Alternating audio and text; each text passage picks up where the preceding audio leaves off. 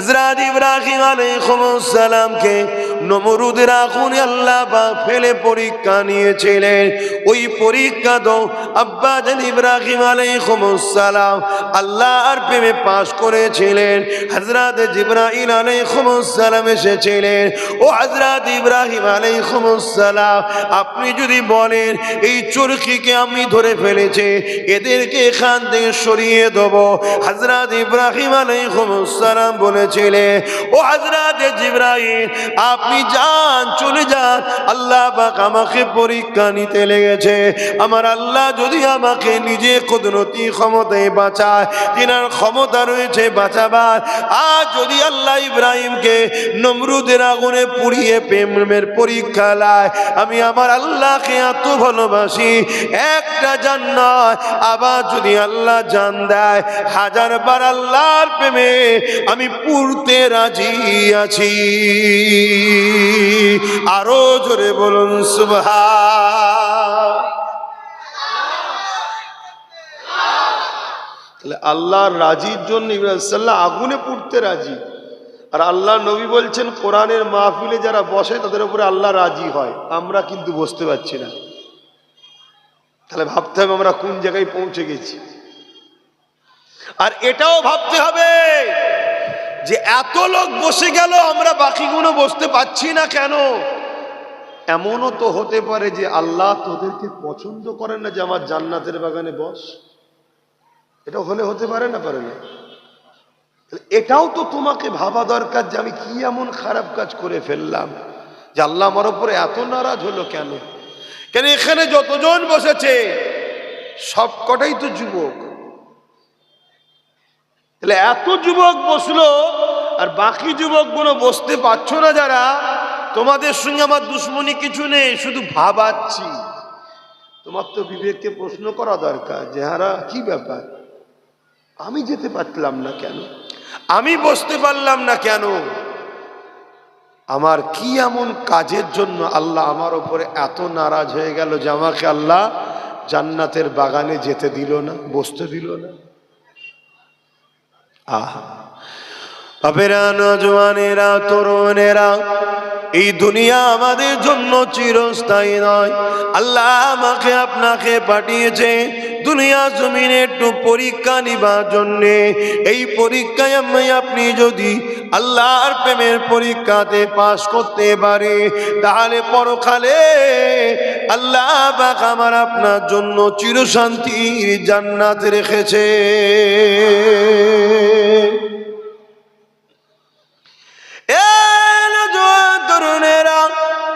আল্লাহ কাউকে জানের পরীক্ষা নাই, আল্লাহ কারো ধন দৌলতের পরীক্ষা নাই, আল্লাহ কাউকে বিমাতে পরীক্ষা নাই, আল্লাহ কাউকে গরিব করে পরীক্ষা নাই, আল্লাহ কারো সন্তান কেড়ে নিয়ে পরীক্ষা নাই, আল্লাহ কাউকে সন্তান দিয়ে পরীক্ষা নাই। মনে রেখে দেবে এই দুনিয়ার প্রতিটা সেকেন্ডে তোমার আমার জন্য পরীক্ষা রয়েছে। এই পরীক্ষায় তোমাকে আমাকে প্রতিটা কদম যেন আল্লাহর পক্ষে পড়ে, রসুলের পক্ষে পড়ে, আল্লাহ রসুলের বিপক্ষে যেন না পড়ে যায়, এটা তোমাকে আমাকে ভাবতে হবে। যদি এইভাবে তুমি আমি প্রতিটা পদক্ষেপ আল্লাহ রসুলের পক্ষে যেতে পারি, তাহলে কবরও চিন্তা নাই, আখিরাতও চিন্তা নাই। আর যদি দুনিয়া জমিনে তোমার আমার এই জিন্দেগি দিয়েছি আল্লাহ, এই জিন্দেগি নিয়ে যদি আল্লাহর বিরুদ্ধে তুমি আমি চলি, মনে রেখে দিও নিঃশ্বাস তো একদিন ফুরিয়ে যাবে। ওই কবরের জমিনে তুমি আমি একা হয়ে যাব। ওই কবরের জমিনে 99টা আল্লাহ সাপ দেবে, জাহান্নামের গর্ত করে দেবে। সেই দিন কিন্তু তোমার আমার রেহাই পাবার আর কোনো রাস্তা থাকবে না। তাই মনে রাখো যুবক, আল্লাহ তোমাকে আমাকে দুনিয়ায় পাঠিয়েছে একটা মাত্র কাজে, ওই কাজ হলো আল্লাহর পক্ষে থাকা, আল্লাহর পক্ষে থাকা। তাহলে এখানে বসাটা আল্লাহর পক্ষে না বিরুদ্ধে? এইটা তো ভাবতে হবে আমাকে। ভেবে যদি মনে হয় এখানে বসা আল্লাহর বিপক্ষে হচ্ছে, আল্লাহর বিরুদ্ধে হবে, তাহলে বসলে হবে না। আর যদি মনে হয় না বসাটাই আমার জন্য অন্যায় হচ্ছে, তাহলে বসতে হবে। বসাটাই আল্লাহর পক্ষে, তাহলে বসতে হবে। আমি জানি আমার রাসূল বলেছেন আমার উম্মতদের মধ্যে ৭৩টা দল হবে, ৭২টা জাহান্নামী হবে, আমি জানি। কিন্তু আম্মা বিনিআমাতি রাব্বিকা ফাহাদ্দিস, শুকরিয়া আদায় করে বলছি আমরা আহলে সুন্নাত ওয়াল জামায়াতের মানুষ, জান্নাতি দলের মানুষ। জোরে বলুন সুবহানাল্লাহ।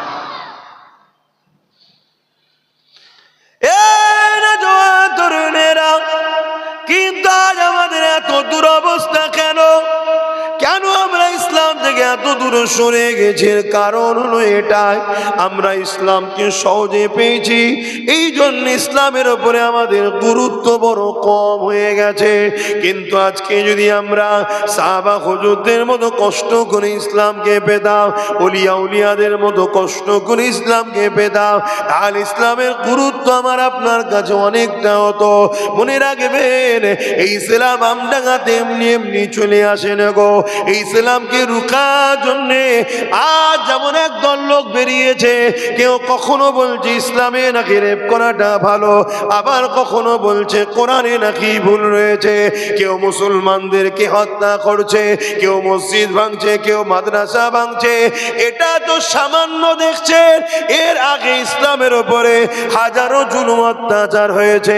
মনে রাখবেন, আমার নবীর প্রিয় সাহাবাগুলোকে ধরে ধরে ধরে ধরে সুলির ওপরে চাপিয়ে দিয়ে জালিমরা হত্যা করেছে। কিন্তু সাহাবা হুজুররা জীবন দিয়ে দিয়েছে, তথাপি আল্লাহ ও রাসূলকে ছাড়েনি। কলেমার বাণী, তাওহীদের বাণী, রিসালাতের বাণী, ইনসাফের বাণী, মানবতার বাণী, মানুষের অধিকারের কথা, গরিব দুঃখীদের অধিকারের কথা, সত্য কথা, আল্লাহর কোরআনের মেসেজ তোমার আমার কাছে তারপরে সে পৌঁছেছে।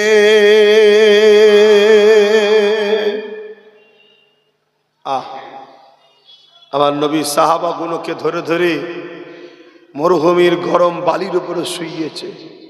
মরুভূমির গরম বালি তোমার ঘরের রান্নার কড়ার থেকেও গরম। মরুভূমির গরম বালিতে পা দিয়েছো কখনো? সেই গরম বালির উপরে শুইয়ে বুকের উপরে ভারী পাথর চেপিয়ে দিয়েছে, দিয়ে বলেছে ইসলাম ছেড়ে দে। তারপরে ইসলাম এসেছে, তারা কিন্তু ইসলাম ছাড়েনি, আল্লাহ ছাড়েনি, রসুল ছাড়েনি। আর তুমি আমি সহজে পাওয়া ইসলামকে বিক্রি করে দিচ্ছি, ক্ষতি করে দিচ্ছি। একটা গাছ লাগিয়েছো ফল খাবার জন্য, গাছ যদি ফল না দিয়ে তোমার ক্ষতির কারণ হয়, ওই গাছকে তুমি রাখবে?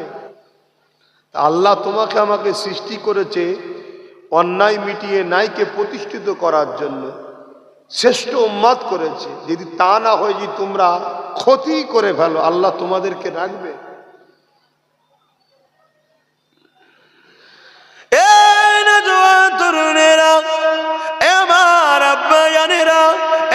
মায়েরা বোনেরা, পরিবর্তন আর বোঝার চেষ্টা করেন। আল্লাহ নবী কত কষ্ট করেছে এই দিনের জন্য, ইতিহাসের পাতায় রয়েছে।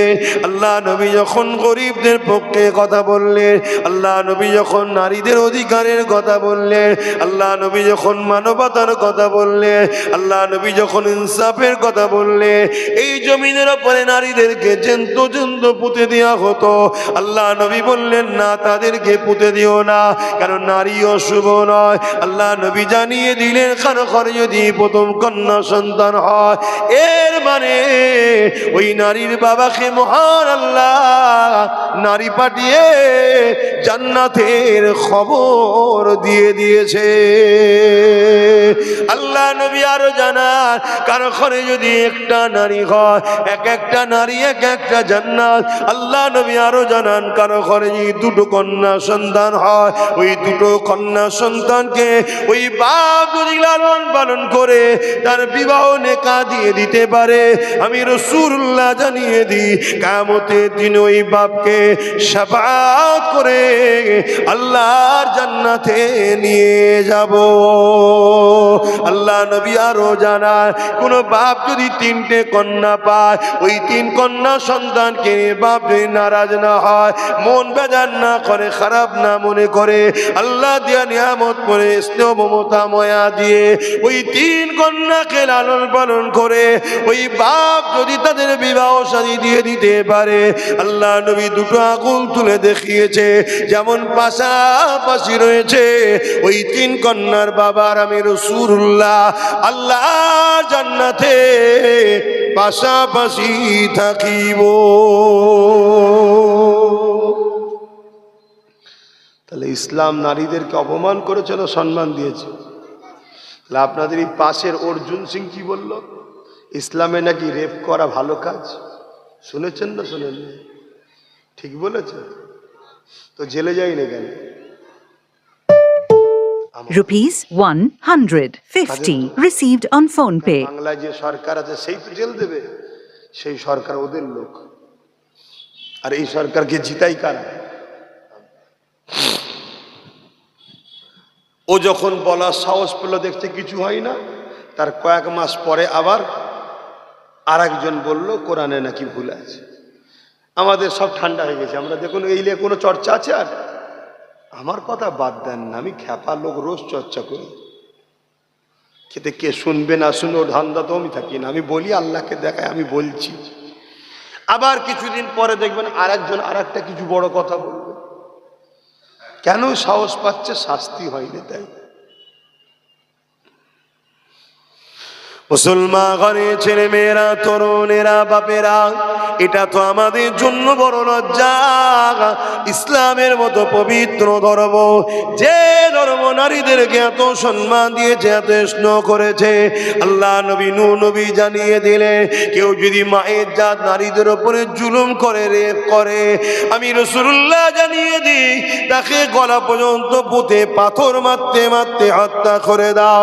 কেননা মায়ের জাতকে যে সম্মান জানাতে পারে না, ওই পুরুষটার পুরুষ না, ও সুরাতে সকলে পুরুষ, কিন্তু দুপায়ে হিংস্র পশু হয়ে গেছে, ওর বেঁচে থাকা সমাজের কোনো অধিকার নাই। তাহলে ইসলামের রেপিস্টদের শাস্তি কি? মেরে ফেলা। আর যারা ইসলামের নামে বদনাম দিচ্ছে, এদের দলের নেতারাই অনেক রেপিস্ট আছে। অনেকের আবার জামিন হয়ে যায়, আবার যদি বা কেস হয়, তাহলে বলুন কারা আমার ইসলামের বিরুদ্ধে বলছে? ভাবতে পারছেন? আর এই সব কিছুর কারণ আমাদের দোষ। কি স্বীকার করছেন তো নাকি? আমাদের দোষ আছে না? না, হ্যাঁ আমাদেরই দোষ, অন্য কারো দোষ দিয়ে লাভ নেই।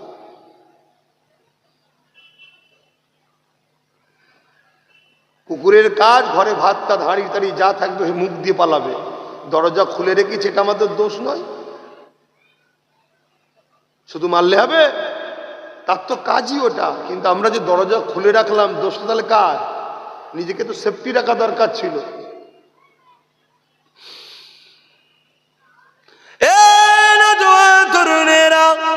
কেন এত গাফলতি? একটাই কারণে, জন্ম নিয়ে দেখেছি বাপ মুসলমান, মা মুসলমান, ভাই মুসলমান, এলাকার মসজিদে মসজিদে আজান হতে লেগেছে, এলাকায় মাদ্রাসা রয়েছে, আলেম উলামা রয়েছে, দিনের মাহফিল হতে লেগেছে, এই সহজে আল্লাহ দিনকে পেয়ে গেছি। এই জন্য আজ আমরা এত গাফলতি করছি। অত সেই দিন আমার আপনার কাছে আসতে গিয়ে কত মায়ের কোলকে খালি হতে হয়েছে, কত বাচ্চাদেরকে শহীদ হতে হয়েছে, কত মায়েদেরকে বিধবা হতে হয়েছে। ইতিহাসের পাতা সাক্ষী দেয়, এক সময়তে আল্লাহ নবী সাহাবাদিওকে বলতে লাগলেন, বাবা সাহাবারা, ইসলামের দুশমনেরা বিশাল বাহিনী তৈরি করেছে, মদিনার উপরে হামলা করে মুসলমানদেরকে শহীদ করে দেবে, তারা ইসলামকে মিটিয়ে দিতে চাইছে। যেমন আজকে দিনে সব এক হচ্ছে তোমাকে আমাকে মিটাবে বলে, কিন্তু তোমার আমার কিন্তু কোনো খেয়াল নাই। আছে খেয়াল? কেন তোমার আমার চিন্তার তো কোনো বিষয় নেই। কি এমন ভাবে রয়েছে, কোনো টেনশন নেই। আল্লাহ নবী যখন এ কথা বললেন, সাহাবা হুজুরকে বললেন, বাবা সাহাবারা, যার যা মাল আছে নিয়ে এসে দাও। ডিফেন্স করতে হবে না? হবে না? কি গো, ইসলাম ডিফেন্স করা শিখিয়েছে, জুলুম করা শিখায়নি। জুলুম তো জালিমরা করে, ইসলাম ডিফেন্স করে। আল্লাহ নবীর কথা শুনে সাহাবা হুজুররা চলে গেলেন। যার যা রয়েছে আমার রাসূলুল্লাহর কদমে এসে দিতে লাগলেন। এ নওজোয়ান তরুণেরা, আল্লাহ নবী হঠাৎ করে নজরটা এক সাহাবীর দিকে পড়লো, যে সাহাবী বসে বসে কাঁদতে লেগেছে। আল্লাহ নবী তাকে জিজ্ঞাসা করলেন, বাবা সাহাবীরে কেন কাঁদে? ওই সাহাবী বলতে লাগলেন, ইয়া রাসূলুল্লাহ, হাবিবাল্লাহ, আমি বড় গরীব, আমার দিবার মতো কিছু নাই। এই পরনার চাদরটুকু রয়েছে, হুজুর এটা দিলে তো আমি বেউজ্জতি হয়ে যাব। এই জন্য আমি কিছু শরীক হতে পারছি না। এই জন্য আমার বড় দুঃখ কষ্ট লাগছে, আমি কাঁদছি। আল্লাহ নবী বড় আফসোস করতে লাগলে, আমার এই সাহাবীটা কত গরীব, কত অসহায়। এই জন্য নবী আমার বড় আফসোস করতে লাগলে। হঠাৎ করে সাহাবী বলে উঠলেন, ইয়া রাসূলুল্লাহ, হাবিবাল্লাহ, হুজুর আপনি আমাকে একটু ইজাজত দেন, আমি একবার ঘরে যাব। কিন্তু ঘর বলতে তোমার আমার মতো ঘর নয়, পাতা দিয়ে ঘেরা।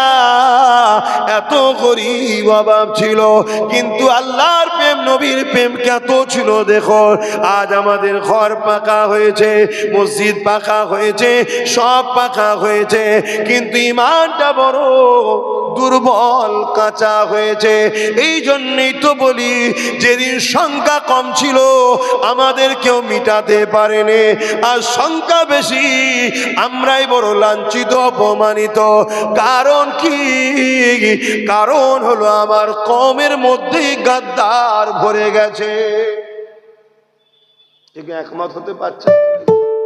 Rupees 500 received on PhonePe. দুশমন তো চিনা যায়, কিন্তু কওমের মধ্যে যখন গাদ্দার হয়ে যায় তাকে তো চিনা যায় না।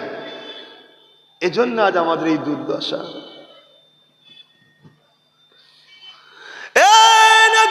তরুণেরা, আল্লাহ নবী সাহাবী ঘরে চলে গেলেন। ওই পাতা দিয়ে খিরা ঘরের বাইরে গিয়ে ডাক দেয়, বাসির। একটা ছোট্ট ছেলে বেরিয়ে এলো। আল্লাহ নবী সাহাবীকে জড়িয়ে ধরলো আব্বা জান বলে। অর্থাৎ বাসির এই সাহাবীর সন্তান ছিলে। বাপ এমন করে বাচ্চাকে আদর করতে লাগে, হঠাৎ করে চোখ দিয়ে পানি বেরিয়ে বেরিয়ে ওই বাচ্চার মাথায় পড়তে লেগেছে। এই দৃশ্যটা দেখে বাচ্চা মাথা তুলে বলে, কেন আব্বা জান আপনি কাঁদতেছেন? আপনি আমাকে মহব্বত করে ভালোবাসেন জানি, কেন এই জমিনের উপরে আমার আব্বা জান নাই, এই জমিনে আমার আম্মা জান বেঁচে নাই, আমার আম্মা ইন্তেকাল হয়ে গেছে, এই জন্য আপনি আমাকে বড় আদর পেয়ার করে। কিন্তু আব্বা জান আজকের কান্নার কারণটা কি? আল্লাহ নবীর ওই সাহাবী তখন বলতে লাগলে, বাবা বাসির, আল্লাহ নবী দিনের জন্য মাল চেয়েছিল, কিন্তু আমি তোমার বাপ বড় গরীব, আমার দিবার কিছু নাই। এই জন্য বাবা আমি চিন্তা করেছি, আল্লাহ দিনের জন্য আমি আমার জানটাকে ওইখানে দান করে দেব।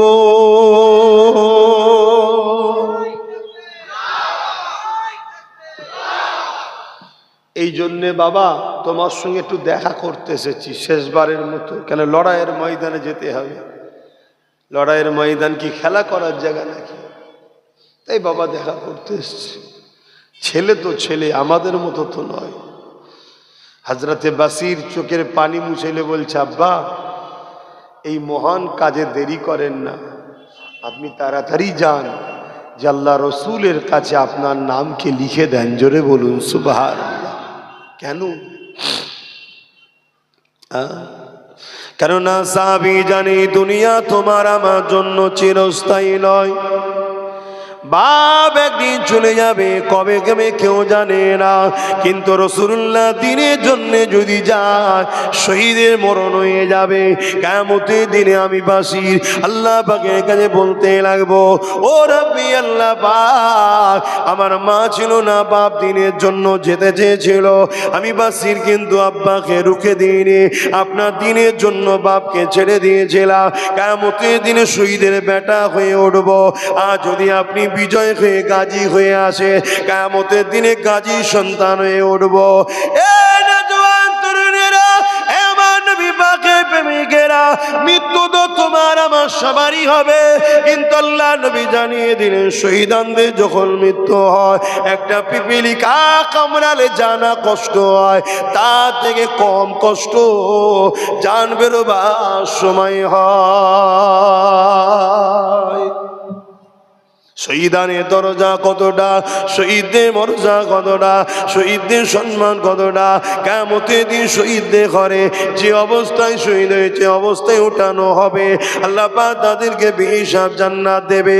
সবাই যখন জান্নাতে চলে যাবে আল্লাহ পাক সবাইকে লক্ষ্য করে সালাম দেবে, দিবার পরে আল্লাহ পাক বলতে লাগবে, হ্যাঁ আমার বান্দা বান্দিরে, দুনিয়া জমিনে তোমরা যা চেয়েছিলে, দুনিয়া জমিনে আমি আল্লাহ তোমাদের কাছে যাওয়া ওয়াদা করেছিলাম, আমি আল্লাহ আমাকে না দেখে আমাকে সত্য জেনে আমার কথা মতো চলেছিলে, আমি বলেছিলাম আমার কথা মতো যারা চলবে আমি আল্লাহ তাদেরকে জান্নাত দেব। জান্নাতের বিবরণ তোমাদেরকে জানানো হয়েছিল। আমার বান্দা বান্দিরে, দুনিয়ার জমিনে তোমরা অনেক কষ্ট করেছো আমার জন্যে, দুনিয়ার জমিনে অনেক লড়াই করেছো আমার জন্যে, দুনিয়ার জমিনে অনেক বাধা বিঘ্ন আসার পরও তোমরা আমি আল্লাহ আমাকে ছেড়ে দেওনি। আমার বান্দা বান্দিরে বলো তো দেখি আমি আল্লাহ যা ওয়াদা করেছিলাম এই ওয়াদা পূরণ করেছি? তোমরা কি আমার জান্নাত পেয়ে খুশি না দুনিয়াতে আবার যেতে চাও? ওই সময় তারা বলতে লাগবে, ও রব্বি আল্লাহ, আপনার জান্নাত এত সুন্দর আমরা শুনেছিলাম কিন্তু কল্পনা করতে পারিনি। এই সুন্দর জায়গা ছেড়ে আমরা কখনো আর দুনিয়াতে যেতে চাই না। দুনিয়া থেকে জান্নাত অনেক সুন্দর, দুনিয়ার সাথে তুলনা চলে না। জান্নাত এত নিয়ামতের জায়গা। ওই সময় একদল যুবক দাঁড়িয়ে যাবে, দাঁড়িয়ে গিয়ে বলতে লাগবে, ও রব্বি আল্লাহ, আমরা দুনিয়ার জমিনে যেতে চাই।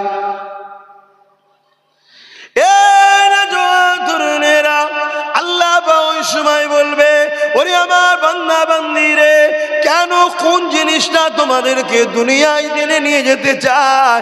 আমার জান্নাতের থেকেও দুনিয়ার কোন জিনিসটা তোমাদের বেশি পছন্দ হয়েছে?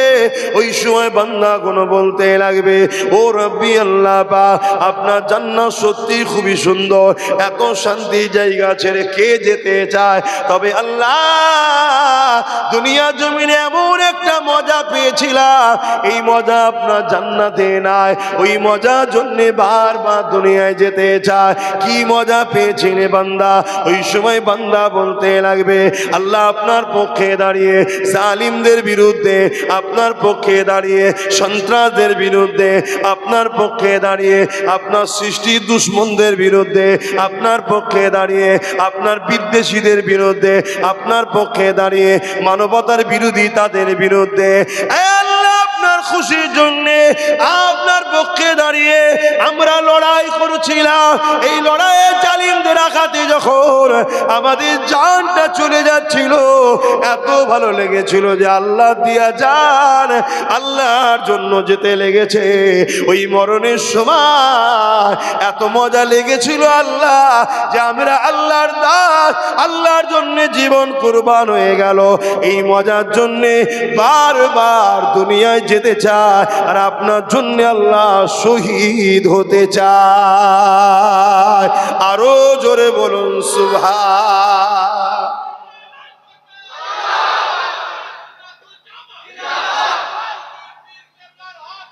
জিন্দাবাদ, আল্লাহু আকবার। ভাবছেন এই দুনিয়ায় কিছু লোক আছে আমাদেরকে শুধু শুধু নরম করে রেখে দিয়েছে। জুলুমের বিরুদ্ধে যে লড়াই করার নাম ইসলাম, এই কালচার থেকে আমাদেরকে সরিয়ে দিয়েছে। এটা একটা প্ল্যান যে মুসলমানকে শুধু তসবিহ দাও, নামাজ পড়ো, রোজা রাখো, জিকির করো, মুসলমান যেন অন্যায়ের বিরুদ্ধে না লাগে। এটা ব্রিটিশরা চক্রান্ত করে খুলেছে, সেই দিন থেকে চলে প্রায় 100 বছরের পরিকল্পনা এটা। আর 100 বছর আগে দেখুন আমাদের হাতে দুনিয়া ছিল, সুলতান আব্দুল হামিদ সাহেব নেতৃত্ব দিত। এই 100 বছর ধরে আমাদেরকে এক শ্রেণীর মানুষ গুমরা করে দিয়েছে। শুধু নামাজ দিয়েছে, তসবি দিয়েছে, বাবা আল্লাহ আল্লাহ কর, আল্লাহ আল্লাহ কর, আল্লাহ আল্লাহ কর। ইসলামে শুধু নামাজ আছে, আর কিছু নেই। হ্যাঁ, আজান হচ্ছে, শুনতে পাচ্ছ?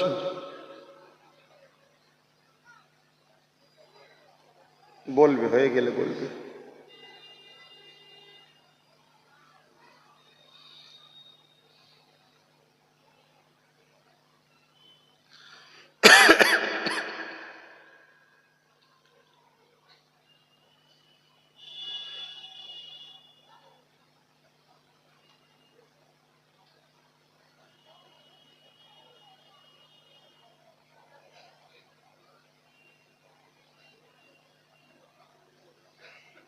এই মহল্লায় হচ্ছে না অন্য জায়গায়?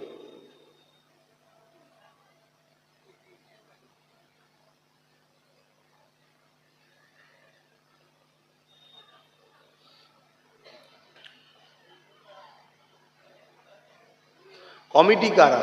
তোমাদের মহল্লায় আজান হচ্ছে? তাহলে সেটা তো বলবে। মহল্লার হককে আদায় করতে হবে। দরুদ শরীফ আল্লাহুম্মা সাল্লি আলা।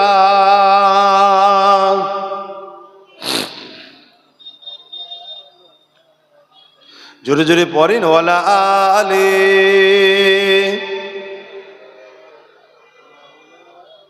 এসব ইমানের দুর্বলের লক্ষণ। এই যে লক্ষণ ইমানের দুর্বল, আমি বেঈমান বলবো না, ইমান আছে আশা রাখছি, কিন্তু দুর্বল। অনেক সময় দেখবেন মোবাইল অন থাকে, কিন্তু ফোন লাগাচ্ছে, ফোন লাগছে না। কেন? ব্যাটারি এত চার্জ কম, ফোন যাচ্ছে না। এটা উদাহরণ দিয়ে বুঝাচ্ছি, সাধারণ মানুষ তো। ইমান আল্লাহ কারে আছে, অস্বীকার করছি না। কেন? তোমাদের বাপ দাদুদের রক্তটা ভালো ছিল, তোমাদের বাপ দাদু আল্লাহ কারে সব জান্নাতি মানুষ, কিন্তু তোমাদের ইমান দুর্বল হয়ে গেছে। আর এই দুর্বল হয়েছে কেন? দুনিয়ার খারাপ সোহবতে বসে বসে গানে লিখেছে, ফাংশনে লিখেছে, যাত্রায় লিখেছে, মেলায় লিখেছে, খেলায় লিখেছে। দেখছেন না, খেলা মেলা হই হচ্ছে। এই করে করে আমাদের ইমানকে দুর্বল করে দিয়েছে। তারপরে ওই ফ্রিতে খাওয়া, ফ্রিতে বিরিয়ানি, ফ্রিতে খাওয়া, ফ্রিতে ঘুগনি মুড়ি, যা পাচ্ছে খেয়ে নিচ্ছে। যে ফ্রি কিসের পয়সা একবারও দেখছে না। নফসকে কন্ট্রোল করো। যদি এই ভাইটাকে, বাবাজিটাকে পছন্দ হয়, কথা কোনো লাও, তারপরে আবার মদ বিক্রি করার টাকা দিচ্ছে মা বোনেদেরকে, আর একজন ধ্বংস করার আলামত। আর আমি আব্বাস সিদ্দিকী বলবো, আবার আমার মতো আর এক মৌলী সাহেব এসে বলবে সব ঠিক আছে, সব ঠিক আছে, সব ঠিক আছে। কেন? ওনার তো টেবিলের তলা দিয়ে আছে। তোমাদেরকে বাঁচাবার স্বার্থে বলছি, ভাবো। তুমি তোমার মুরব্বী বাপগুলোকে দেখো না, এনাদের এখনো যা তেজ আছে তোমাদের তাই নেই। ফজর বেলা উঠতে পারছো না, ঠান্ডার চোটে কাঁপছো। আর মুরব্বীগুলো দেখো, ফজর বেলা উঠে একটা পাতলা গামা কায়েদে উজু করছে, খড়গড় খড়গড় করে কল করছে। কি করে না? করে না? এটা ইমানের জোরে হচ্ছে। আর তোমার আমার ইমান দুর্বল হয়ে গেছে। মনে রেখে দিও যুবক, ওয়াজ তো আমার রোজই শুনছো, ঘরে বসে হোক আর মাহফিলে হোক।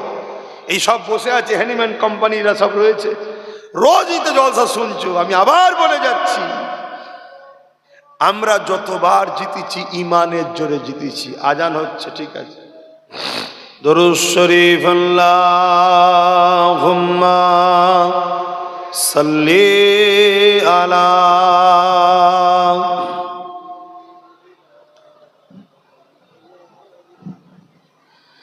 ওয়ালা আলি।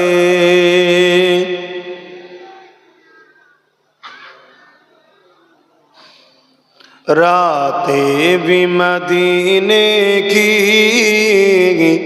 बातें भी मदीने की, रातें भी मदीने की,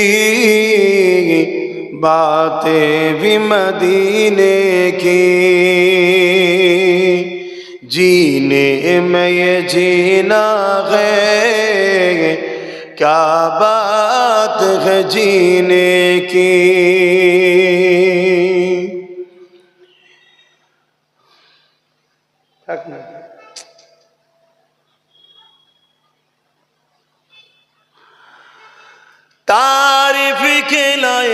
जब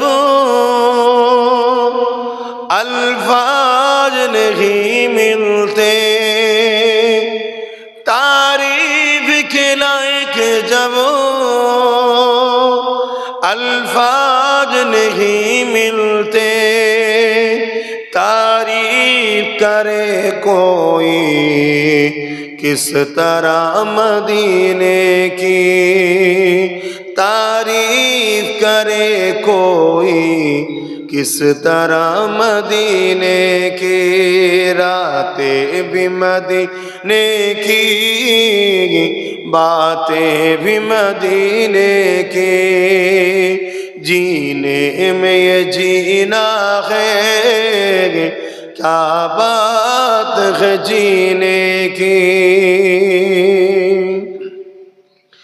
ओ अपने निगाहों से मस्ताना बनाते हैं, ओ अपने निगाहों से दीवाना बनाते हैं, जहमत भी नहीं देते मैं खार को पीने की, जहमत भी नहीं देते मैं खार को पीने की, रातें भी मदीने की, बातें भी मदीने की, जीने में जीना है, क्या बात है जीने की।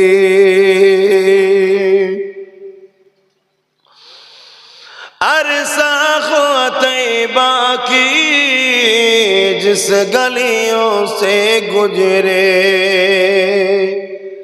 अरसा तैबा की जिस गलियों से गुजरे, इस वक्त भी गलियों से खुशबू है पसीने की।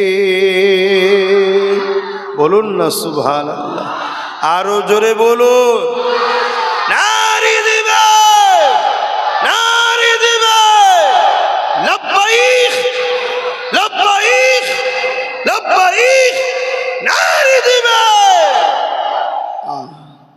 আমার রসুলকে আল্লাহ খুশবু করে পাঠিয়েছে, জোরে বলুন সুবহান। সেই নবীর হয়ে যাও যুবক। 1450-1500 বছর আগে যে যে গলি দিয়ে আমার রসুল ঘুরেছে, ওই ওই গলি দিয়ে আজও গেলে মক্কা মদিনা তায়েফে আমার রসুলুল্লাহর পাসিনার খুশবু পাওয়া যায়, জোরে বলুন সুবহান। সেই নবী তোমার আমার নেতা। এই নেতাকে ছেড়ে দিয়ে কাদের পিছনে ঘুরছো? মাফ করবে ভাষা খারাপ হলে, তাদের শরীর থেকে মাফ করবেন। আর বলছি না, আর বলছি না, রাসূলুল্লাহকে ধরো, নবীকে মানো, নবীর গোলাম হয়ে যাও। দুনিয়ার কোনো ক্ষমতা নাই তোমাকে মিটাতে পারবে, আর আল্লাহ জাহান্নামে তোমাকে পুরাতে পারবে না। জোরে বলুন সুবহানাল্লাহ, আরো জোরে বলুন সুবহানাল্লাহ। একদল লোক পুলসিরাত দিয়ে যাবে, জাহান্নাম চিৎকার করে বলবে আল্লাহ এদেরকে তাড়াতাড়ি পার করেন। এদের অন্তরে আপনার ও আপনার হাবিবের ইশকের আগুন জ্বলছে, জোরে বলুন সুবহানাল্লাহ। সেই নবীর হয়ে যাও।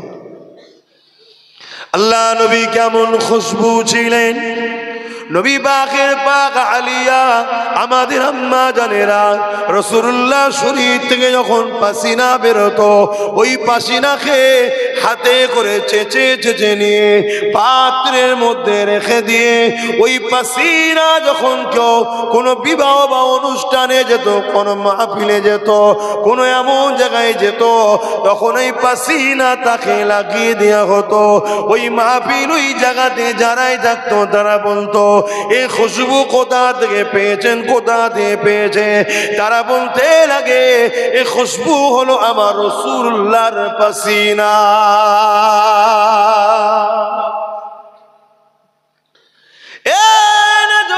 তরুণেরা, আল্লাহ নবীকে কি নিয়ামত করেছে। আম্মা জান হযরত আমিনা হুজুরের গর্ভে যখন আমার রাসূলে পাক সাল্লাল্লাহু আলাইহি ওয়াসাল্লাম ছিলেন। আম্মা জান আমিনা বলতে লেগেছে, আমার শরীর থেকে খুশবু বেরোতে শুরু হয়েছে। এই খুশবু যত দিন যায় চারিদিকে ছড়াতে লেগেছে এবং চতুর্দিকে চর্চা হতে লেগেছে। আমিনা এই খুশবু কোথা থেকে পায়? এই খুশবু তো মক্কার কোনো দোকানে পাওয়া যায় না। এই খবর ছড়াতে ছড়াতে ছড়াতে রাসূলুল্লাহ দাদা যান হযরত আব্দুল মুত্তালিব হুজুরের কানে চলে গেছে। আব্দুল মুত্তালিব হুজুর তখন মক্কার শাহিনশাহ ছিলেন, মক্কার সর্দার ছিলেন, মক্কার লিডার ছিলেন। এই জন্য রাসূলুল্লাহ দাদা যান রাসূলুল্লাহ দাদি জানের সঙ্গে আলোচনা করতে লাগলো। চারিদিকে চর্চা চলছে, আমিনা কি খুশবু মাখে। আমিও খেয়াল করে দেখতে লেগেছি, এই খুশবু তো দুনিয়ার কোনো জায়গায় পাওয়া যায় বলে আমি আবুল মুত্তালিবে জানা নাই। অনেক ভিআইপি লোকের সঙ্গে আমার উঠা বসা হয়, অনেক বিভিন্ন দেশে প্রেসিডেন্ট হিসাবে যেতে হয়, কিন্তু এই খুশবু কখনো কোনো জায়গাতে আমি পাইনি। তাই চলো আমিনাকে জিজ্ঞাসা করা যায়। রাসূলুল্লাহ দাদি জানো বলতে লেগেছে, আমি আপনাকে বলবো বলবো মনে করি, কিন্তু আপনি কাজে ব্যস্ত বলা হয় না। আরে আমিনা যখন কোনো ঘরের মধ্যে প্রবেশ করে বা ঘর থেকে বাইর হয়, আমি ঘরের মধ্যে যখন প্রবেশ করে বা হাম্মাম খানা গোসল খানাতে যায়, আমি তারপরে যখন ঢুকি আমি অবাক হয়ে যায়, যেন মনে হয় কোনো আতরের গোডাউন ফ্যাক্টরিতে ঢুকে গেছি। আরো জোরে বলুন সুবহান।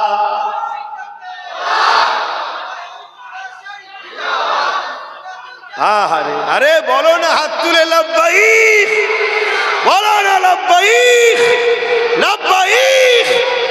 হ্যাঁ হুজুর, আমরা আছি আপনার গোলাম, আপনার জন্য। হুজুরের গোলাম হও, হুজুরের গোলাম হও। আম্মা জানাবে না, হুজুরকে ডাকা হলো। আজান হয়ে গেছে ভাই, সংক্ষেপ করবো, একটু মন দিয়ে শোনেন। তরুণেরা, আম্মা জান হযরত আমিনা হুজুরকে ডাকা হলো। ও মা আমিনা, চারিদিকে চর্চা চলছে, মা কোথা দিয়ে আতর পান, মা কোথা দিয়ে আতর মাখেন মা। আম্মা জান আমিনা বলতে লেগেছে, এ আতর আমার নয়, আমার গর্ভে যিনি রয়েছে এ আতর হলো তিনার শরীরের খুশবু।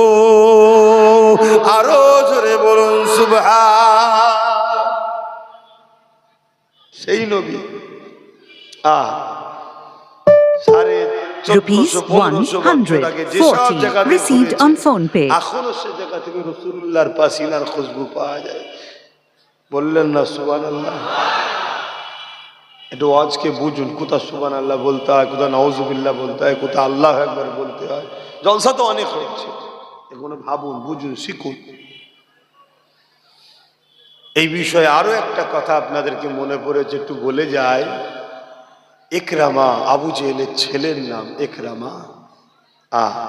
আমার নবীর কঠিন দুশ্মন ছিল আবু জেহেল, আর আবু জেহেলের ছেলেও ইকরামা আমার রাসূলুল্লাহ দুশ্মন ছিল, বাপ বেটা নবী পাকের বিরুদ্ধে ছিল তখন ইকরামা এবং তার বাপ আবু জেহেল। আবু জেহেল আইন করেছে, মুহাম্মদ রাসূলের কাছে যে যাবে তাকে মৃত্যুদণ্ড দেওয়া হবে। যেমন আজকে অনেক নেতারা আইন করে, আব্বাস সিদ্দিকীকে জলসায় আনা যাবে না, আব্বাস সিদ্দিকীর কাছে গেলে চড় পাটায়, ধরে লিয়াই তাকে। কি জুলুম করে না করে না? অসুবিধে কিছু নেই। সেদিন রাসূলুল্লাহর বিরুদ্ধে আবু জেহেল লেগেছিল, আজকে নবীর গোলাম আব্বাসের বিরুদ্ধে আবু জেহেলের চেলারা লেগেছে। অসুবিধে কি আছে? আপনাদের অসুবিধা আছে? আমার কোনো অসুবিধা নেই। যতদিনের জন্য আল্লাহ পাঠিয়েছে ততদিনই থাকবো। কোনো মায়ের বেটা নেই একদিন আগে নিয়ে যেতে পারে আব্বাসকে। শুনছেন তো নাকি? যত দিনের জন্য এসেছি, কে পাঠিয়েছে? আমার যত দিনের জন্য পাঠিয়েছে ততদিনই থাকবো। পুরো দুনিয়া যদি এক জায়গায় হয়ে যায়, 1 মিনিট আগে নিয়ে যেতে পারবে না, 1 মিনিট।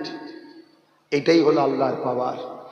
সেই আল্লাহর উপরে ভরসা রাখো যুবক, ঘাবড়াও নি। ভুল করেছো, তওবা তিল্লা করে চেঞ্জ হও, পরিবর্তন হও। অকুনু মা সাদিকিন, সত্যবাদীদের দলভুক্ত হও। সত্যবাদীদের সাথ দাও, চরিত্রবান ভদ্র নম্র আহলে রসুল কোরাইশদের নেতৃত্ব মানো। কেন কোরাইশ বংশের ওপরে আল্লাহর একটা বরকত আছে। ইমানদার কোরাইশের নেতৃত্ব মানো, আল্লাহ পাক তার বরকতে তোমাকে বিজয় দেবে। জোরে বলুন সুবহানাল্লাহ। আমার রাসূলুল্লাহর কথা, আমার কথা নয়। বাবেরা, নওজোয়ান তরুণেরা, ইকরামা আবু জেহেলের ছেলে একদিন কোন এক কাজে রাস্তা দিয়ে এসেছিল, অপর দিক দিয়ে আল্লাহ নবী যেতেছিলেন। ইকরামা যখন নজরটা আমার রাসূলুল্লাহ দিয়ে পড়েছে, ইকরামা ছুটে এসে আল্লাহ নবীকে বুকে বুকে জড়িয়ে ধরেছে। যেমন ঈদের দিনে আমি তুমি কোলাকুলি করি, গলায় গলায় মিলি, ইকরামা আমার রাসূলুল্লাহর সঙ্গে ওইভাবে মিলতে লেগেছে। অথচ ইকরামা তারও সেও দুশ্মন ছিল, তার বাপও আমার রাসূলুল্লাহ সব থেকে বড় দুশ্মন, এবং আইন করেছে যে যাবে তাকে মেরে ফেলা হবে। তরুণেরা, এই খবরটা আবু জেহেলের কাছে চলে গেল। আমাদের সর্দার ইকরামা এমন করে মুহাম্মদ রাসূলুল্লাহ সঙ্গে গলায় গলায় মিলেছে। এই খবরটা শুনে আবু জেহেল রেগে গিয়ে ইকরামাকে ডাক দিয়েছে, ইকরামা কি শুনছেন, সত্য না মিথ্যা? ইকরামা বলছে, হ্যাঁ যেটা বলছেন সত্য শুনেছে। আমি বুঝতেও পারিনি, মুহাম্মদ রাসূলুল্লাহকে দেখার পরে কেমন যেন একটা হয়ে গেল, আমি নিজেকে কন্ট্রোল করতে পারলাম না। সে আমাদের দুশ্মন জানার পরও আমি তিনাকে গিয়ে জড়িয়ে ধরে ফেললাম। এই কথা শুনে আবু জেহেল বলতে লাগলো, ইকরামা রে, তুমি যতই সাফাই দাও না কেন, এই সমাজে মুহাম্মদ রাসূলুল্লাহর কাছে কেউ গেলে তাকে মৃত্যুদণ্ড দেওয়া হবে ঘোষণা হয়ে গেছে। এই যদি তোমাকে এখন মেরে না ফেলি, তাহলে আমার আইনটাকে জনগণ ভয় করবে না। শুনছেন? ক্ষমতা টিকাবার জন্য যে মেরে ফেলা কাজ, এটা আবু জেহেলের কাজ। আজকে এরকম আবু জেহেল আছে না? দেশের মাথায় তো আবু জেহেল বসে আছে, কি? আর আমার রাজ্যের মাথায় কি হিন্দা বসে আছে, হিন্দা। বোঝেন না? বুঝতে পারেনি? হ্যাঁ,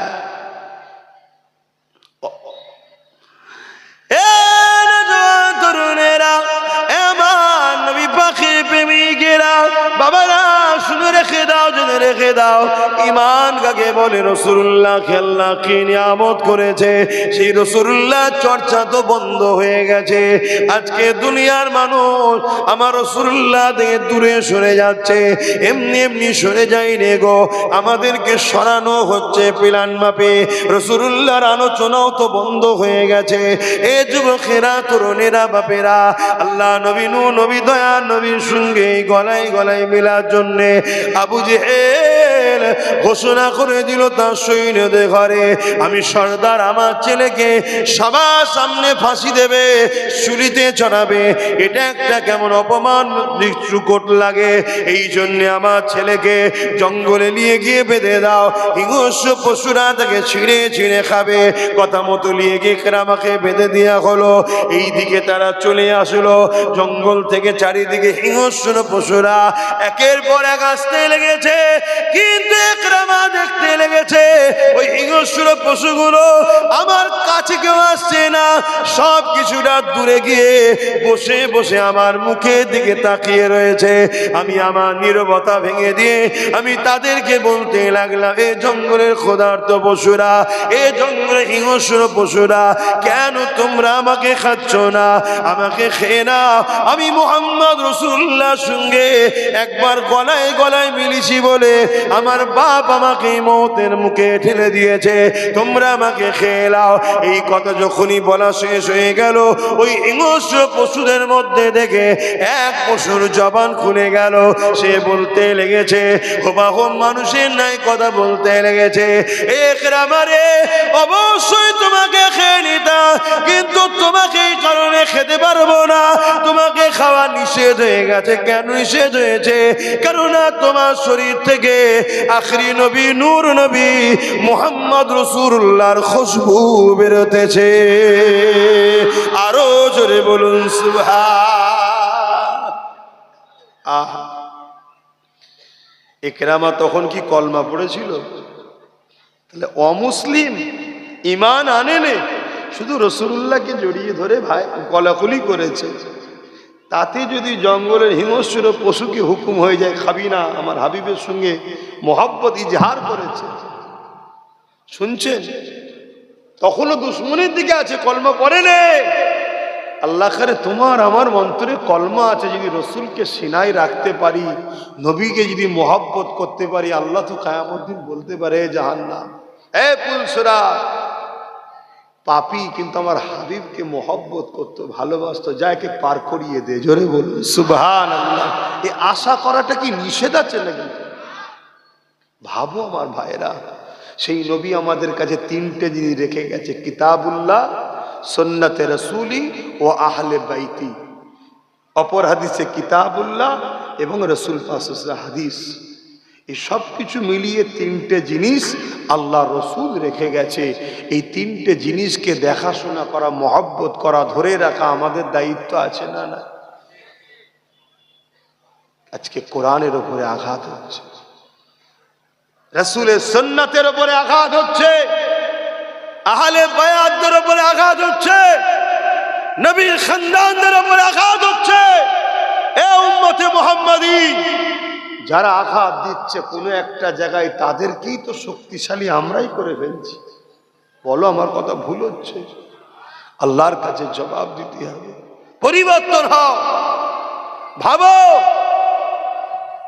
আমার কোরআন সারা দুনিয়াতে চ্যালেঞ্জ চলছে, কোরআনের মোকাবিলায় কেউ আসতে পারে না আজ পর্যন্ত। এই কোরআন যুগ যুগ ধরে চ্যালেঞ্জ দিচ্ছে। যদি এই কোরআনকে কেউ বলো মানুষের লেখা, কোরআন বলছে তোমরা আল্লাহ ছাড়া সবাই এক জায়গায় হও, হয়ে কোরআনের না একটা কিতাব তো লিখতে পারবে না, কমসে কম একটা সূরা লিখে দেখাও। এই চ্যালেঞ্জে পৃথিবীতে 1450-1500 বছর আজ পর্যন্ত কেউ আসতে পেরেছে? গত কয়েকদিন আগে ফোর পাস চরিত্রহীন জালিম, সে বলছে কোরআনের মধ্যে ভুল আছে, আর কোরআন নাকি মানুষ লিখেছে। কথা বুঝে আসছে না? নাই? তাহলে তোমরা যতগুলো জালিম অত্যাচারী আছো সব এক জায়গায় হও না, হয়ে দেখাও না একটা সূরা লিখে। এই কোরআনকে নিয়ে পৃথিবীতে যুগে যুগে রিসার্চ হচ্ছে। কেউ 27 বছর, কেউ 28 বছর ধরে রিসার্চ করার পর তারা বলতে বাধ্য হয়েছে কোরআন কোনো মানুষের কথা নয়, কোরআন হলো কালামুল্লাহ, আল্লাহর কথা। তাই আমিও কোরআনকে মেনে নিলাম। জোরে বলুন সুবহানাল্লাহ। আমেরিকা বলুন, ব্রিটেন বলুন, ফ্রান্স বলুন, আর হিন্দুস্তান বলুন, আজও দলে দলে দলে দলে দলে দলে মানুষ কোরআনের দিকে আসছে। জোরে বলুন সুবহানাল্লাহ। তাই এরা কোনো দিক দিয়ে বাদ দিতে পারছে না, লাস্টে কোরআনের নামে মিথ্যাচার করছে, কোরআনের নামে মিথ্যাচার করছে। কোথা থেকে একটা কি লিখে নিয়ে ফেসবুকে ছেড়ে দিয়ে বলছে এই দেখো আমি যা বলেছিলাম এই তো। ওরে মূর্খ, কোরআনের শানে নজুল কাকে বলে বুঝিস? অর্থাৎ আয়াতটা নাজিল হয়েছে কারণ কি এটা বুঝিস? নাসেক মনসুখ বুঝিস? কোরআনের অনেক আয়াত আছে, একটা আয়াত দিয়ে আরেকটা আয়াতকে আল্লাহ রদ করেছে, বাতিল করে দিয়েছে। কিন্তু কোরআনের আয়াত সেটাকে অস্বীকার করলে ঈমান চলে যাবে, কিন্তু ওটা প্রযোজ্য নয়। কথা মাথায় ঢুকছে না? ঢুকে না? যেমন একটা প্রেসক্রিপশনে গেলেন ডাক্তারের কাছে, ওষুধ লিখলো, এক সপ্তাহ যাওয়ার পরে ওই প্রেসক্রিপশনের ওই ওষুধকে কেটে অপর দিকে অন্য ওষুধ লেখে না? লেখে না। কারণ ডাক্তারই জানে রুগীকে এখন কি দিতে হবে। আগে যেটা দিয়েছিল ডাক্তার কি ভুল দিয়েছে? না, আগের ডোজটা তখনকারের জন্য ঠিক, দ্বিতীয় ডোজটা এখনকারের জন্য ঠিক। তো কোরআন একটা আয়াত দ্বারা আরেকটা আয়াতকে মনসুখ করেছে। নাসিক মনসুখের জ্ঞান আছে ফোরপাসের? ফোরপাস তো নিজের ধর্মের জ্ঞান নেই, ফোরপাস তো ধর্মগুরু সম্বন্ধে জ্ঞান নেই। কেন? ও ফোরপাস যে আছে ও ধর্মগুরুই, কোরআনের মাইয়া কোরআনিয়া মক্তবেতেই পড়াশোনা করে বড় হয়েছে। শুনছেন তো নাকি? কিন্তু না, Rupees 1000 received on PhonePe. কেন যে ভুলটা আমি করেছি আমার পিঠের চামড়া তুলে দেবে আমার জাতের লোকেরা। একটা এমন কথা শোনাও যে কথায় এখন সব বিভাজন তৈরি হয়ে যায়, হই হই শুরু হয়ে যায়, আমাকে লোক ভুলে যাবে। শুনছেন তো নাকি? এই চিটিংবাজদের কোয়ালিটি কোন কোয়ালিটি বোঝা মুশকিল। হ্যাঁ, এরা কত বড় বড় চিটিংবাজ। এসআইআর এর নামে মানুষের নাম বাদ গেছে না যায়নি? এসআইআর এর নামে যখন ধরবে চিটিংবাজ দেখছে আমার তো পিঠের চামড়া উঠে যাবে। অত এমন একটা কথা বলো সেই নিয়ে চর্চা হোক, আমার জাতীয় আমার থেকে যেন চুপ হয়ে যায়। কিন্তু বড় দুঃখ, ইসলামের ঘরের কোনো ছেলে যদি অন্য ধর্মের বিরুদ্ধে বলে, আমরা মুসলমান তার বিরুদ্ধে বলি না, কিন্তু আমার দিনের বিরুদ্ধে বললে কই তার বিরুদ্ধে সেভাবে প্রোটেস্ট করার লোক দেখি না। এটা বড় লজ্জা। যাক, আমি গর্বিত, আমি ইসলামের অনুসারী, কিন্তু আমার কওমের কাছে আমার দুঃখ। আপনারা কি ভাববেন না? আপনারা কি জাগবেন না? একজন বলল ইসলামে রেপ করা ভালো, আর একজন বলল কোরআনে ভুল আছে, তার আগে আর একজন বলল কোরআন শেষ হয়ে যাবে, আমার উন্নয়ন শেষ হবে না, তার আগে আর একজন বলল অমুক আল্লাহ, তার আগে কেউ বলছে মিড ডে মিলের খাবার মাদ্রাসার বাচ্চাদের দেবো না, পথচারী কুকুরের বাচ্চাকে দেবো তো মাদ্রাসার বাচ্চাকে দেবো না। একটার পর একটা আমার মসজিদ নিয়ে, আমার মাদ্রাসা নিয়ে, আমার কোরআন নিয়ে, আমার দিন নিয়ে বারবার সমালোচনা যারা করছে, একটা কারো শাস্তি হয়েছে? কেন হয়নি? অথচ একটা ছোট খাটো চোর নেতার বিরুদ্ধে কেউ যদি বলে তুই তো চোর রে, অমনি পুলিশ ডেকে এলে তাকে ধরিয়ে দেবে না দেবে? এখন কেউ যদি বলে যে মমতা একটা বড় চোর, পুলিশ চলে আসবে না? কেন ভাই? অথচ এত বড় বড় কথা আজও তাদের বিচার হচ্ছে না। কারণ কি? আপনারা ভুলে গেছেন কি জানি না, রাজ্য সরকার যখন তিলক তোমার পরিবারকে 10 লক্ষ টাকা দিতে চেয়েছিল, তখন কোন একটা মুসলিম ঘরের বাচ্চা ছেলে, ওর বলা উচিত নয়, তারপরও সেই জ্ঞান নেই তার, সে বলেছিল যে অভিষেকের মেয়েকে তুলে যে ওর যদি কেউ হামলা করে, আমি যদি 1 কোটি টাকা দিই রাজ্য সরকার কি খুশি হবে? অ্যাকচুয়ালি বুঝাতে চেয়েছিল যে মানুষের ইজ্জতের দাম 10 লাখ নয়, 1 কোটিও নয়। এটা অবশ্যই ওর বলা উচিত হয়নি, কিন্তু তারপরও সে কিন্তু রেপের কথা বলেনি, সে উদাহরণ দিতে গিয়েছিল। তাকে তুলে নিয়ে জোর করে চলে যাওয়া হয়েছে। এখনো তার কোনো খবর আছে কারো কাছে? কিন্তু আমার ইসলামের বিরুদ্ধে, আমার কোরআনের বিরুদ্ধে, আমার আল্লাহর বিরুদ্ধে এত বড় কথা হয়, তারপরও এদের বিচার হয়নি। কারণ কি? বলুন। একটাই কারণ, সংখ্যা আমাদের 4.5 কোটি, 40% আমরা। শুনছেন তো নাকি? তারপরও বিচার হয়নি। একটাই কারণ, আমরা 4.5 কোটির কোনো গার্জেন নেই, বাপ নেই। আমরা অন্যজনের পা চেটে বেড়াই। আমাদের হাতে রাজ পাওয়ার নেই, ওদের হাতে রাজ পাওয়ার আছে। ওই জন্য পুলিশ তো আর আমাদের কথা শুনবে না, পুলিশ তো রাজ পাওয়ার লোকের কথা শুনবে। কেন? পুলিশ তো তাদের কথায় কর্মচারী, ঠিক তো নাকি? যতই আমাদের ট্যাক্সের টাকা দেওয়া হোক, রাজ পাওয়ার তো ওদের হাতে।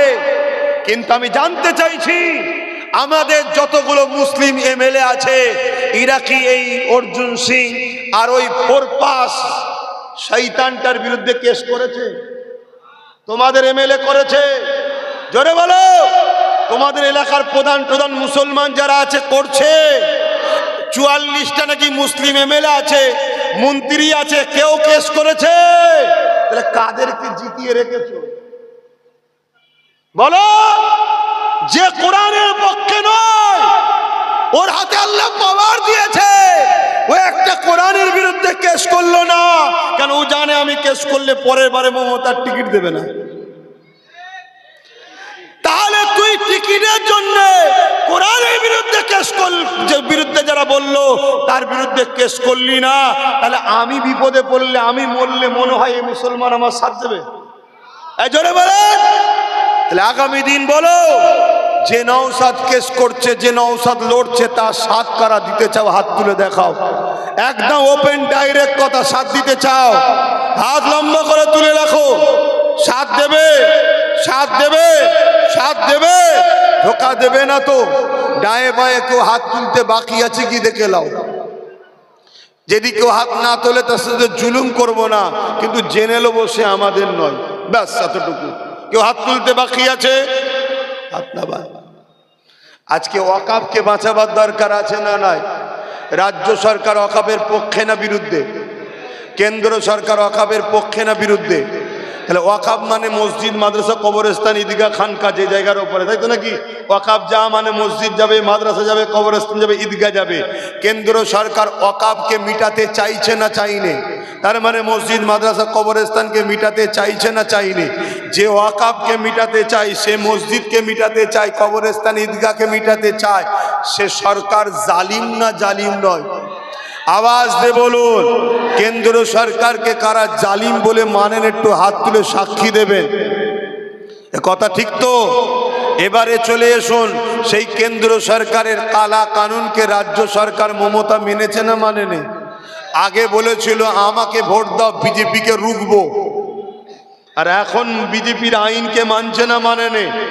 আর বিজেপির নেতারা ইসলামের বিরুদ্ধে বললে তাদেরকে বন্দি করছে না। তাহলে এই বিজেপিকে রুখবে? বিজেপিকে বাংলায় এনেছে কে? বলেছিল না আনন্দবাজার পত্রিকায় বিজেপিকে ফন্ডে এনে লড়বো? তাহলে বলুন, এও মসজিদ, মাদ্রাসা, কবরস্থানের দুশ্মন না বন্ধু? তা দুশ্মন যদি হয় তাহলে এ জালিম না জালিম নয়? এবারে রাসূলুল্লাহর হাদিসটা শোনো। আল্লাহ নবী বলছেন, যে মুসলমান, মন দিয়ে শুনছো তো, হুঁশ কেটে যাবে, হুঁশ কেটে যাবে। কবরে ঢুকার পরে আর কেউ নেই ওখানে। আজ মরলে কালকেই মাটি, আজ মরলে কালকেই মাটি।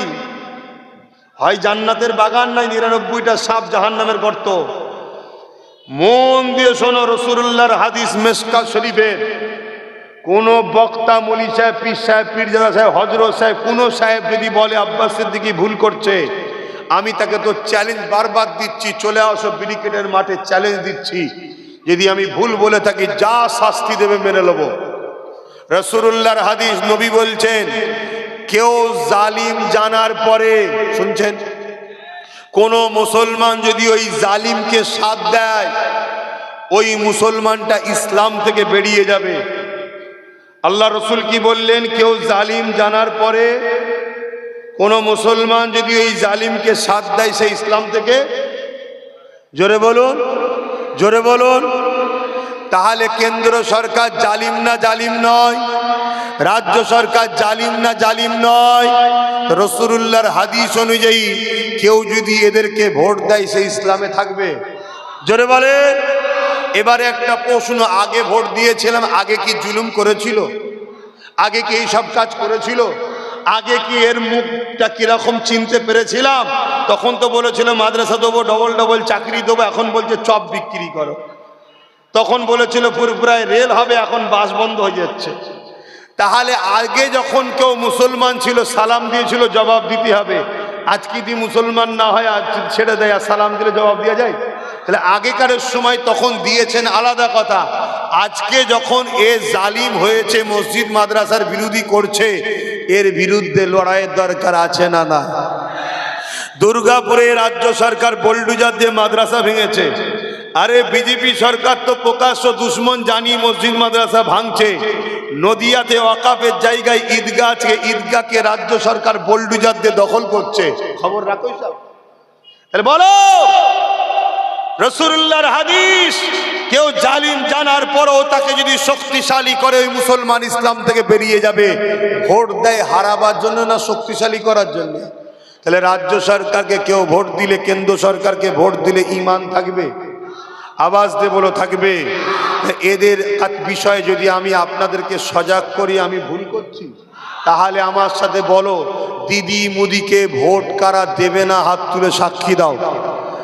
লম্বা হাত তোলো, লম্বা হাত তোলো।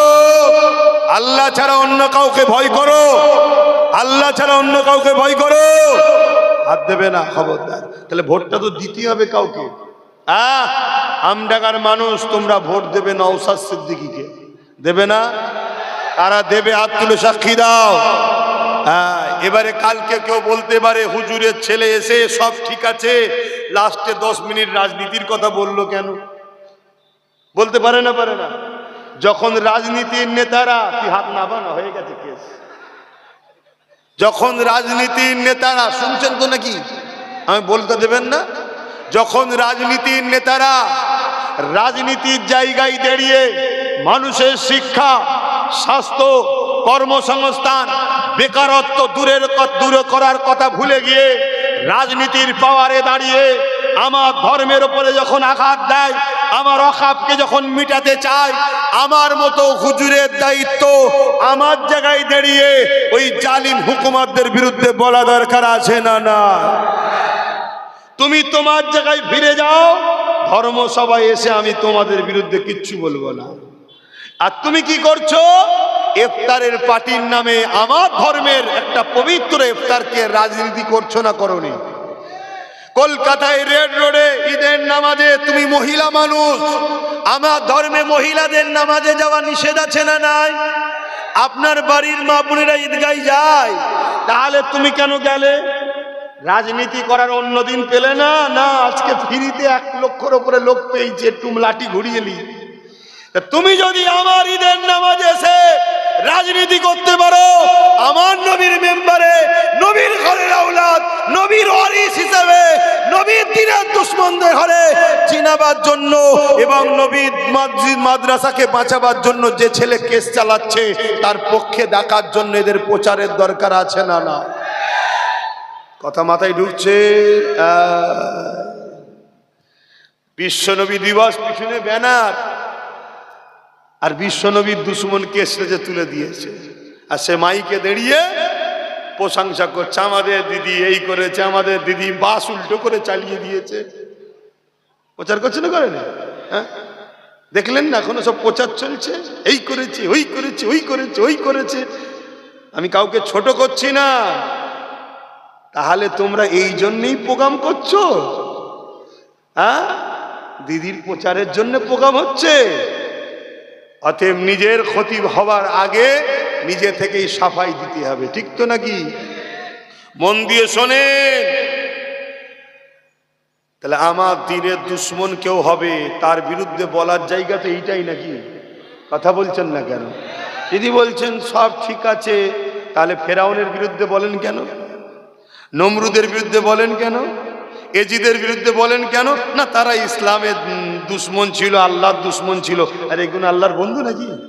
হ্যাঁ, বলছে না, ওগুলো মরে গেছে, তোদের বিষয়ে বলেন বলেন, এগুলো বেঁচে আছে। তো বেঁচে আছে তুই বলতে পারিস না, ওটা তোর ভয়। মরাকে বলতে খুব ভাল লাগে, জেন্তগুলোর বিরুদ্ধে বল না। ওদের মধ্যে এদের মধ্যে পার্থক্য কি আছে ভাই? তো এই জন্য একটু সজাগ করলাম। ক্ষতি হলো, মন খারাপ হলো, বেশি নয়, 5-6 মিনিট লিয়েছি। তো আমার অধিকার নেই? আমার স্বাধীনতা নেই? আমার ভালোবাসার মানুষকে বুঝাবার অধিকার নেই? তো আরো একবার বলছি, নওশাদকে কারা কারা সাথ দেবে হাত তুলে দেখাও। লম্বা করে হাত তোলো, হাত তুলে এবার দেখো কেউ আমাদের দলে নেই, কে কে দেখে লাও, দেখো কে কে নেই। হাত লম্বা করে তুলবে, তবেই তো চিনা যাবে কে কে নেই। আমাদের সাথে দেখে লাও, শুধু দেখে রাখো, হাত না বাও। যে আমাদের সাথে নেই তার সঙ্গে ঝগড়া করবে নাকি? না, ঝগড়া করব না। আমরা শুধু জেনে নেব যে এ আমাদের সাথে নেই, অর্থাৎ ওয়াকাফের সাথে নেই। কার সাথে নেই? কেন ওয়াকাফকে মিটাতে চাইছে ওরা, আর নওশাদ সুপ্রিম কোর্টে কেস করে বাঁচাতে চাইছে। আজও লড়াই চলছে, চলছে না? চলে। তাহলে ও একা, ওর সাথে যদি আমডাঙ্গাটাও দেন, অশোকনগর দেন, দেগঙ্গা দেন, বসিরহাট দেন, ওর সাথে আরো গোটা 20-30 হয়, ওর শক্তি বাড়বে না কমবে? তাহলে আরো গোটা 30 ML এর কেস হতো না? হতো না? এগুলো ভাবেন, আস্তে আস্তেই তো বড় হবে। একদিন দেখা যাবে পুরোটা হয়ে গেছে, বলুন ইনশাল্লাহ। তাহলে যে শক্তিতে ওরা কাঁদছে, আমরা যখন আসবো পুরো আবার ফিরিয়ে নেব। পারবো না? পারবো না? চেষ্টা করলে হয় না। কে বলেছে? বারবার বলবে আমরা 30% না 40%। আর একটা শোনো, আমাদের সাথে এসসি এসটিরা আছে, আগামীতে আরো আসবে। যদি বলো কেন, আমরাই একমাত্র পারি সমস্ত গরিবকে আশ্রয় দিতে। কেন? মোহাম্মদ রসুলের গোলাম আমরা। কেন? উত্তরপ্রদেশে যা হচ্ছে এসসি এসটিরা হারে হারে বুঝছে, শুনছেন তো নাকি? তারাও আমাদের সাথে। তো এই জায়গায় দাঁড়িয়ে থেকে কালকে যদি 2-5 হাজার টাকা করে পেয়ে যান, ভুলে যাবেন না তো? যদি ল্যান্ড কি ক্ষতি হবে এটাও শোনেন। কিছুদিন আগে বিহারে ভোট হয়ে গেল না, 10,000 পেয়ে অনেক মা বাপ নেচেছে, ভাই বোনেরা নেচেছে, তারপরে কাঁদছে। কি ব্যাপার? বলছে আরে 10,000 रुपया दिए थे, जाके वोट दे दिए भाजपा को, अभी वो भाजपा लोग जीत के हमारा ही घर तोड़ दिए। অর্থাৎ 10,000 টাকা দিয়েছে যে ভোট দিয়েছে বিজেপিকে, ভাজপাকে, আর জিতার পরে ওদেরই ঘর ভাঙছে। শুনছো তো আমার মা বোনেরা? মদ বিক্রি করার টাকা খেয়ে খুব খুশিতে আছেন না? তওবা করুন, পরিবর্তন হন, লোভ লালসা করবেন না। ছেলের মতো মাকে বলছি, ভাইয়ের মতো ভাইকে বলছি, নাই রাস্তাঘাটে নুচে নুচে খাবে জালিমরা, কেউ পাশে দাঁড়াবার নাই। কেন? যে দাঁড়াবে তার কেস হয়ে যাবে। কিন্তু আইন যদি হাতে ক্ষমতা থাকে, রাজ পাওয়ার থাকে, তখন তো লড়াই করতে পারবে। তাই বলবো মা বোনেদের, বুঝুন, বুঝুন, নিজেদের মধ্যে কোনো মতনৈক্য নয়, একটাই কথা মনে রাখতে হবে। ঠিক তো নাকি? তো ভাইয়েরা আমার, যদি কোনো ভাই আমাদের সঙ্গে হাত না তোলে, এই জন্যে দেখতে বললাম, সে আমাদের নয়, জেনে লিয়া দরকার। ঠিক তো নাকি? তবে যারা ইসলামের দুশ্মনদের সাথে আছে, মুসলমান দাবিদার, আমার তাদের নিয়ে দুটো সন্দেহ হয়। নাম্বার 1 সন্দেহ, মুসলমান ঘরে জন্ম হয়েছে, মুসলমান সেজে আছে, হয়তো ও ভেতরে ভেতরে ইসলামকে ছেড়ে দিয়েছে। শুনছেন তো নাকি? শুধু সেজে আছে, আমাদের খবরগুলো দেবে বা আমাদেরকে ধোকা দিচ্ছে। তাই এই গাদ্দারকে চিনা দরকার আছে না? না হয় এই কোয়ালিটিতে, আর নচেত আমার খেতে চাষ হয়েছে কিন্তু চাষ অন্যজন করে দিয়েছে। বুঝতে পারছেন তো নাকি? প্রোটেকশন অন্যজনের। না হয় কোনো মুসলমানের খুন, মুসলমানের বেটা, মুসলমান যত গুনাহগারই হোক, ইসলামের ক্ষতি করতে পারে না, ক্ষতিকারকে সাথ দিতে। এটা মাথায় থাকবে তো নাকি? এটা বলা দরকার ছিল না? ছিল না? আমার টাইমে বলিছি, আপনাদের টাইমে নয়। আসেন একটু সালাম করে লি। ইয়া নবী,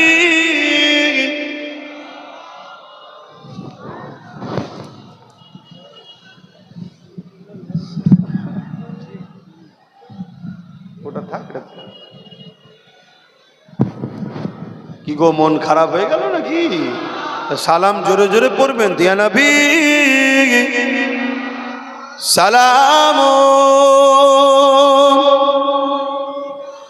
ইয়া রাসূল সালাম, ইয়া হাবিব সালাম, সালামাতুল্লাহ পড়িল আল্লাহ আরো বাণী, পোহালো দুঃখে রজনী, হইল জগৎ অনুরানী, আমিনার নয়নের মনি, ইয়া নবী সালাম, ইয়া রাসূল ইয়া হাবিব।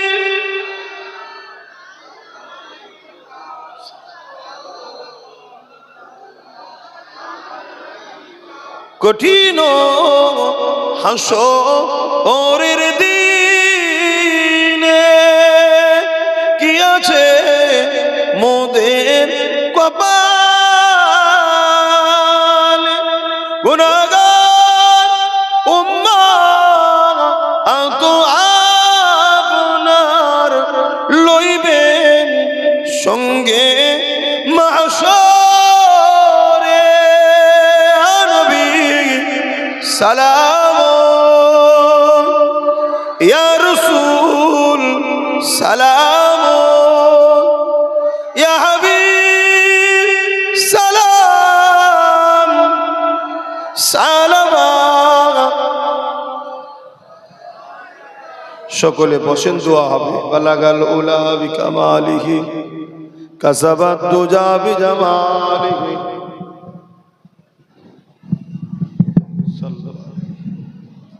বিসমিল্লাহ শরীফের সঙ্গে 11 বার দরুদ শরীফ সূরা ফাতিহা শরীফ। আর এই মাহফিলটা হয় 80, কষ্ট নিয়েন নাকি না? আজকের এই কথাগুলো রাগ করলেন? আচ্ছা বলুন, এটা আপনাদের জন্য ভালো কথা বলিনি? আমার মতো তো আমার ভাইও এসে জলসা করতে পারত। ও যে রাস্তায় গেছে, রাস্তাটা কি রিক্সের না রিক্সের নাই? আমার মতো জলসা করতে পারত তো, কিন্তু না, আপনাদের বাঁচাবার চেষ্টায় লড়াই করছে, তার সাথ দেওয়া দরকার। কথা বুঝে আসছে? ভুল করবেন না। তো যাই হোক, পকেটে হাত দেন, ছেলেরা যাচ্ছে, যার যা খুশি একটু শরীক হন, যার যা খুশি একটু শরীক হন, পকেটে হাত দেন, যার যা খুশি একটু শরীক হন।